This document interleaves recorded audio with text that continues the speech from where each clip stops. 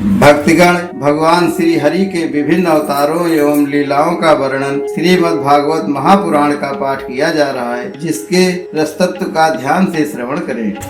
ओम नमो भगवते वासुदेवाय नमः। ओम नमो भगवते वासुदेवाय नमः। ओम नमो भगवते वासुदेवाय नमः। अथ एकादशो अध्याय। द्वारिका में श्री कृष्ण का राजोचित स्वागत। सूत जी कहते हैं, श्री कृष्ण ने अपने समृद्ध अनर्थ देश में पहुंचकर वहां के लोगों की विरह वेदना बहुत कुछ शांत करते हुए अपना श्रेष्ठ पांजन्य नामक शंख बजाया। भगवान के होठों की लाली से लाल हुआ वह श्वेत वर्ण का शंख बजते समय उनके कर कमलों में ऐसा शोभायमान हुआ जैसे लाल रंग के कमलों पर बैठकर कोई राजहंस उच्च स्वर से मधुर गान कर रहा हो। भगवान के शंख की वह ध्वनि संसार के भय को भयभीत करने वाली है। उसे सुनकर सारी प्रजा अपने स्वामी श्री कृष्ण के दर्शन की लालसा से नगर के बाहर निकल आई। भगवान श्री कृष्ण आत्मा राम है, वे अपने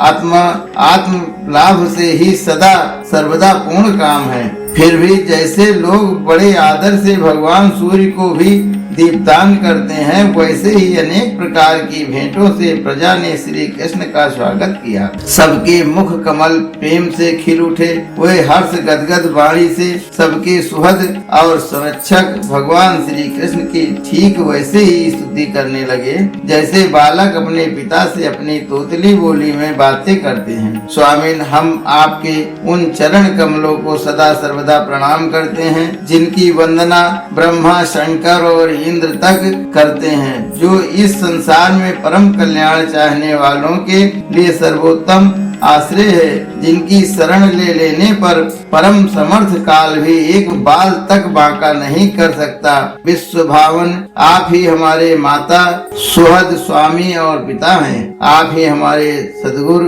और परम आराध्य देव हैं। आपके चरणों की सेवा से हम कृतार्थ हो रहे हैं। आप ही हमारा कल्याण करें। आहा, हम आपको पाकर सनाथ हो गए, क्योंकि आपके सर्व सौंदर्य सार अनुपम रूप का हम दर्शन करते रहते हैं। कितना सुंदर मुख है। प्रेम पूर्वक मुस्कान से स्निग्ध चितवन यह दर्शन तो देवताओं के लिए भी दुर्लभ है। कमल नयन श्री कृष्ण जब आप अपने बंधु बांधवों से मिलने के लिए हस्तिनापुर अथवा मथुरा ब्रजमंडल चले जाते हैं, तब आपके बिना हमारा एक एक क्षण कोटि कोटि वर्षों के समान लंबा हो जाता है। आपके बिना हमारी दशा वैसी हो जाती है जैसे सूर्य के बिना आँखों की।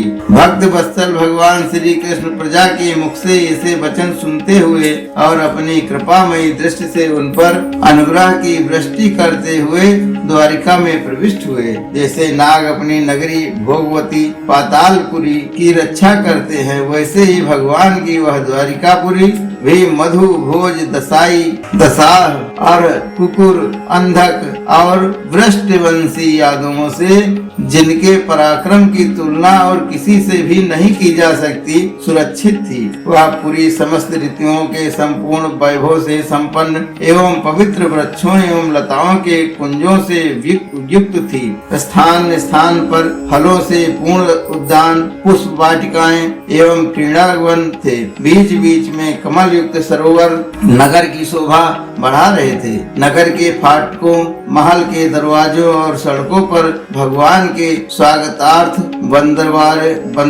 वारें लगाई गई थी। चारों ओर चित्र विचित्र ध्वजा पताकाएं फहरा रही थी, जिनसे उन स्थानों पर धाम का कोई प्रभाव नहीं पड़ता था। उसके राजमार्ग, अन्य सड़कें, बाजार और चौक झाड़ बुहार कर सुगंधित जल से सींच दिए गए थे और भगवान के स्वागत के लिए बरसाए हुए फल फूल, अक्षत, अंकुर चारों ओर बिखरे हुए थे। घरों के प्रत्येक द्वार पर दही, अक्षत, फल, ईख, जल से भरे हुए कलश उपहार की वस्तुएं और धूप दीप आदि सजा दिए गए थे। उदार शिरोमणि वसुदेव, अंकुर, उग्रसेन, अद्भुत पराक्रमी बलराम, प्रद्युम्न, चारुदेश और जामवंती नंदन सांब ने जब यह सुना कि हमारे प्रियतम भगवान श्री कृष्ण आ रहे हैं, तब उनके मन में इतना आनंद उमड़ा कि उन लोगों ने अपने सभी आवश्यक कार्य, सोना बैठना और भोजन आदि छोड़ दिए। प्रेम के आवेग से उनका हृदय उछलने लगा। वे मंगल सगुन के लिए एक गजराज को आगे करके स्वसत्य यज्ञ पाठ करते हुए और मांगलिक सामग्रियों से सुसज्जित ब्राह्मणों को साथ लेकर चले। शंख और तुरही आदि बाजे बजने लगे और वेद ध्वनि होने लगी। वे सब हर्षित होकर रथों पर सवार हुए और बड़ी आदर बुद्धि से भगवान की अगवानी करने चले। साथ ही भगवान श्री कृष्ण के दर्शन के लिए उत्सुक सैकड़ों श्रेष्ठ वारंगनाएं, जिनके मुख कपोलों पर चमचमाते हुए कुंडलों की कांति पड़ने से बड़े सुंदर दिखते थे, पालकियों पर चढ़कर भगवान की अगवानी के लिए चली। बहुत से नट, नाचने वाले, गाने वाले, विरध, बखानने वाले, सूत, मागध और बंदी जन भगवान श्री कृष्ण के अद्भुत चरित्रों का गायन करते हुए चले। भगवान श्री कृष्ण ने बंधु बांधवों, नागरिकों और सेवकों से उनकी योग्यता के अनुसार अलग अलग मिलकर सबका सम्मान किया।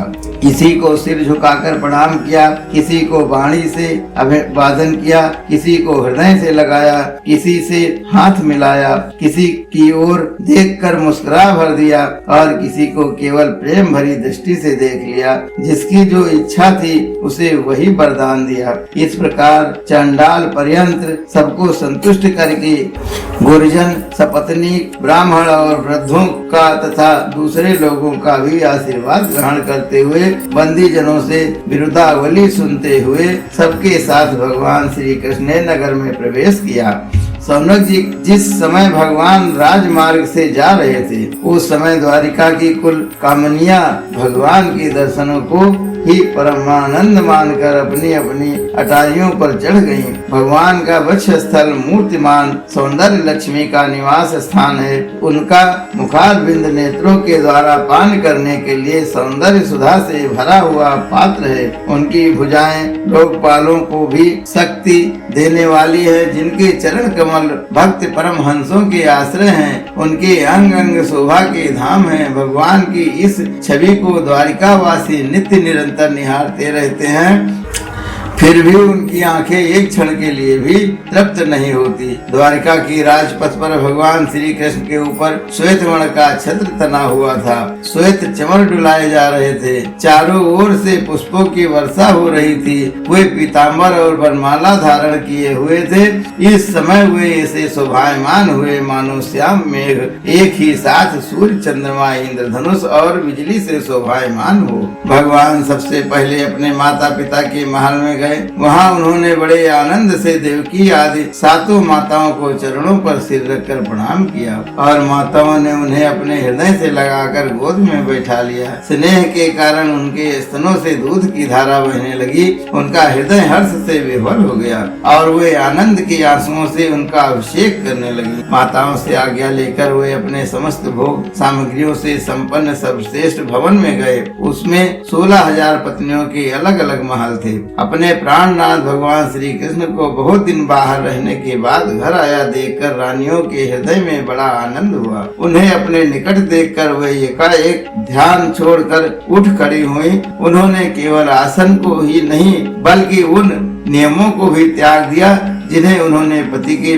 प्रवासी होने पर ग्रहण किया था। उस समय उनके मुख और नेत्रों में लज्जा छा गई। भगवान के प्रति उनका भाव बड़ा ही गंभीर था। उन्होंने पहले मन ही मन, फिर नेत्रों के द्वारा और तत्पश्चात पुत्रों के बहाने शरीर से उनका आलिंगन किया। सौनक जी उस समय उनके नेत्रों में जो प्रेम के आंसू छलक आए थे, उन्हें संकोच बस उन्होंने बहुत रोका, फिर भी विवशता के कारण वे ढलक ही गए। यद्यपि भगवान श्री कृष्ण एकांत में सर्वदा ही उनके पास रहते थे, तथापि उनके चरण कमल उन्हें पद पद पर नए नए जान पड़ते। भला स्वभाव से ही चंचल लक्ष्मी, जिन्हें एक क्षण के लिए भी कभी नहीं छोड़ती, उनकी सानिध्य से किसी स्त्री की तृप्ति हो सकती है। जैसे वायु वासों के संघर्ष से दावानल पैदा करके उन्हें जला देता है, वैसे ही पृथ्वी के भारभूत और शक्तिशाली राजाओं में परस्पर फूट डालकर बिना शस्त्र ग्रहण किए ही भगवान श्री कृष्ण ने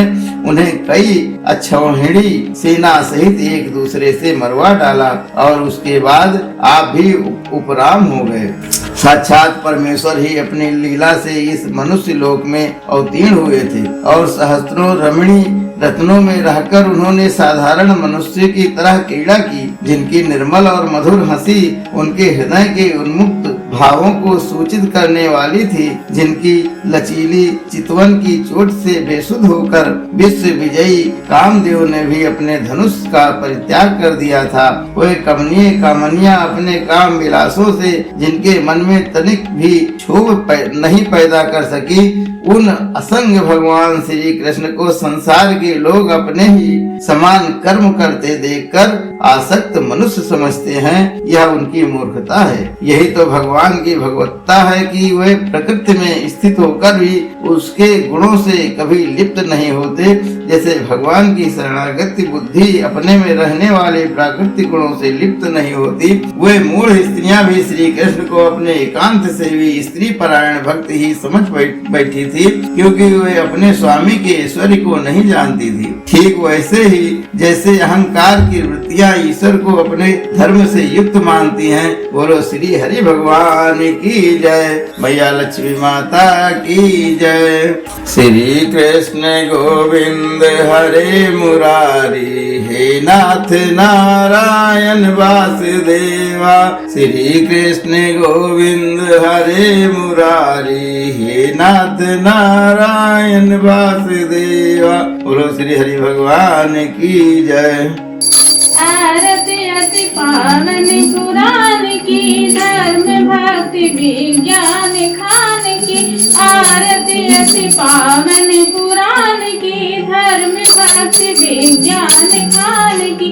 महापुराण भागवत निर्मल सुख मुख विगिलित निगम का सुफल परमानंद सुधारस में कल परमानंद सुधारस में कल नीला रति रस रस निधान की। आरती अति पावन पुराण की, धर्म भक्ति विज्ञान खान की। कलिमल मदन त्रिता निवारिणी, जन्म मृत्यु में भव भयारि। सेवति सतति सकल सुखकारी, औषधि हरि चरित गान की। आरती अति पावन पुराण की, धर्म भक्ति विज्ञान खान की।